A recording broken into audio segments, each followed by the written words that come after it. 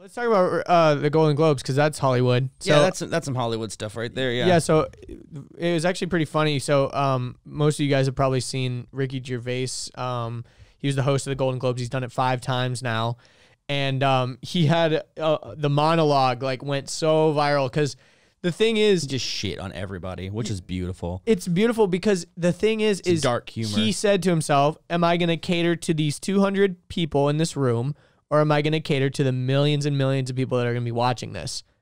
I'm going to cater to the millions and millions of people that are going to be watching this. And some of the things that he said, it was so... Have you seen the monologue, Richard? Yeah, I saw the monologue mainly because I saw a lot of people talking about it.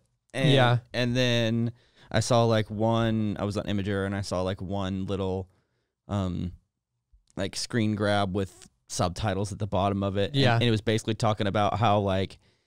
if you stand up here and accept your award and try to use it as a way for activism, you've already lost because you know, like all of these companies that are promoting you have, you know, like children working in sweatshops. So like, don't you dare come up here and try to use this as a voice. He said, he goes, this was my favorite part. So the camera turns to Tim. I literally was about to call him Tim Apple because that's like what Trump called him. They called him Tim Apple. Tim Cook. Tim Cook. And the camera pans to Tim Cook and he's just sitting there like, oh shit, I'm in danger. Yeah. Like, and he goes, Apple roared into the TV game with the morning show, a superb drama about the importance of dignity and doing the right thing, made by a company that runs sweatshops in China. Well, you say you're woke, but the companies you work for in China, unbelievable. Apple, Amazon, Disney. If ISIS started a streaming service, you'd call your agent, wouldn't you? And it's so freaking funny because literally it's just so true because it's the same thing with like the Australia shit. It's like, guys, we need to be better. Meanwhile, the people that are all saying that are the problem because they're stopping people from like doing these preventative burns and shit. It's like the people that are like mourning this loss of Australia are also the same people that were like, well, we shouldn't burn the forest even if we're why would we burn the forest on purpose? No, don't do that. It's like, listen, dimwit, we're not doing it because we fucking hate trees. Or hate animals. We're literally trying to prevent a massacre. We're trying to prevent this shit, you dumb fuckers. And it's like, oh, Leonardo DiCaprio, oh, he's so brave and so amazing for talking about green activism. Meanwhile, he's flying everywhere on his fucking private jet. It's like, dude, stop talking outside of out of both sides of your mouth. You can't fucking have your cake and eat it too. So yeah, there's a couple other like amazing jokes. One of the other best moment was when Tom Hanks made that face. Yeah, it was one. It was. He's like, I was like, they got us. well, I was more of like a, is someone gonna shut this off? How is he saying these things? Like he was so offended. Well, what I love is that last year Kevin Hart got fired from. Well, that was the Oscars. Whatever tweets. He actually turned it down. Yeah, that's right. At the end of the day, he did turn it down. Yeah. Whatever, but it was over some dumb tweets that were, you know, not offensive in 2012, but are now offensive in 2019. Yeah, and it was about like his son being gay or something. Yeah, and he wouldn't apologize, and it's like, because I already did. Yeah, he already apologized. I'm not gonna apologize twice. Yeah, he already said sorry. Not gonna say it twice. Already. Yo, so this is another thing. This is start beatboxing over here. Already. No, so this is another great line. He goes, many talented people of color were snubbed in major categories.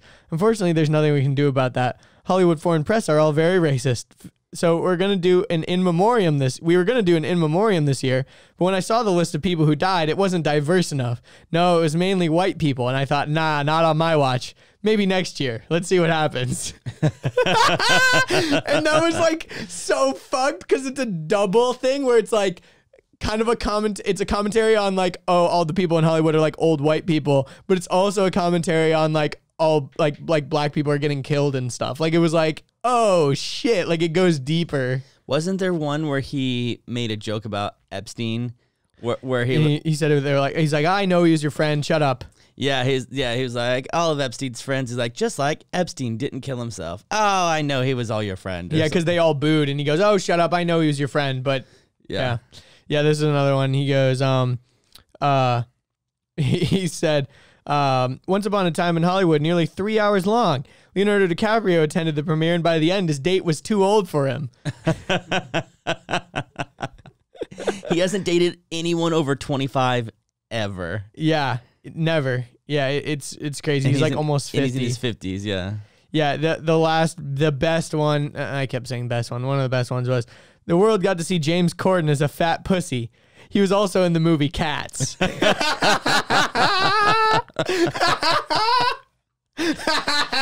I hate that guy. Dude, James Corden sucks. You gotta do some carpool karaoke? Dude. No. The funny thing is I like the premise of carpool karaoke. Like, it's a fun premise, but James Corden just fucking sucks, dude. Like, he just sucks. God, fucking hate him.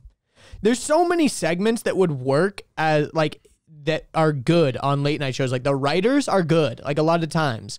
But the problem is the fucking host sucks, you know? It's like the premise is like work, but I just don't want to watch it because it's fucking James Corden.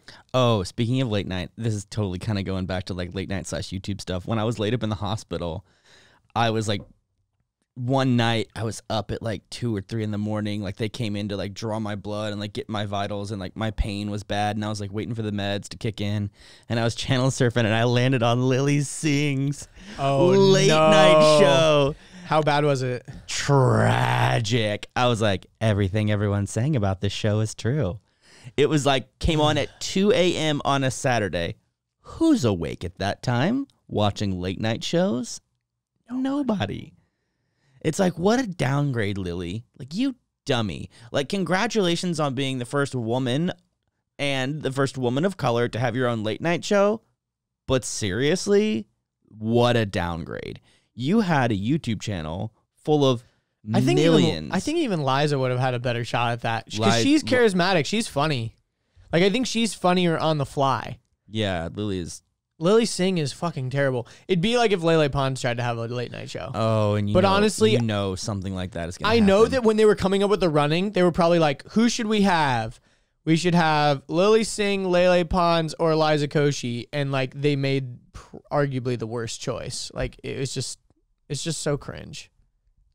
I'm breaking my mic over here, and I'm just going to... Need some help? Need some help, buddy? No, I don't. I'm just going to pretend like I haven't been. I tried to make it tighter, and I made it looser, and I'm like, gonna not mess with it anymore. I can help you. I can help you, sir. Yeah, like maybe the gold piece. Yeah. There we that go. boy tight. Now he tight. Okay. Tight like a tiger. Toy like a toiga. Toy. Yeah. But anyways, yeah, it's just hilarious, all the hypocrisy. And it seems like the people that are making these types of informational exposés, like, you know, the Philip DeFrancos, the Nerd Cities, you know, they are the ones that should be elevated, and they should be viewed, you know, they should be on trending. And, you know, well, there was a time when the commentary channels were the moral high ground. Like, I think about like H3. Like, there was a time when I relied on H3 to expose people. I relied on iDubbbz, you know, to show, you know, the world, or the YouTube world, you know, because a lot of it's very nuanced, all the bad stuff and all the information. And, you know, I relied on, you know, Philip DeFranco to give me little bites, and, you know, all these people. And then now it's like, they don't even have a voice, and then they get buried, and then they get marked as, you know, mature and X. And like Nerd City talked about that. I think it was on a podcast or something. They're like, yeah, our video we did about the YouTube demonetization, like, got a NC-17 rating. Like, they went in and manually like rated it. Like, yeah, because it's not only the fact that it gets rated badly, but then it becomes demonetized. And the thing about demonetization is not just that you don't make money. YouTube also suppresses the fuck out of your content because they're not making money. They're not making money.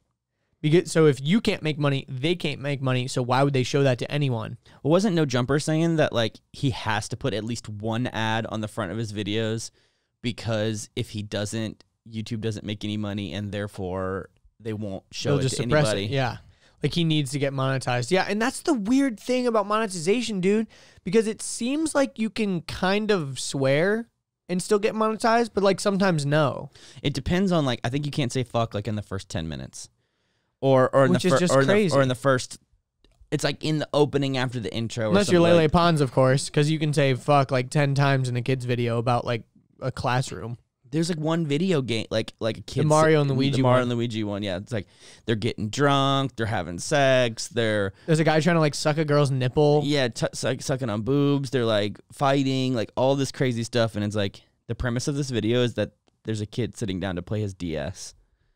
Like, yeah, literally. Like it starts off with a kid playing Mario on his computer, and then they act it out in real life or on his Game Boy. Or I'm such a boomer. His fucking Nintendo DS. I couldn't even say this kid sitting down on the computer. Oh shit, not his computer, his Game Boy. One time, my grandma, we were playing Xbox at the beach, and she's like, "What's all this equipment?"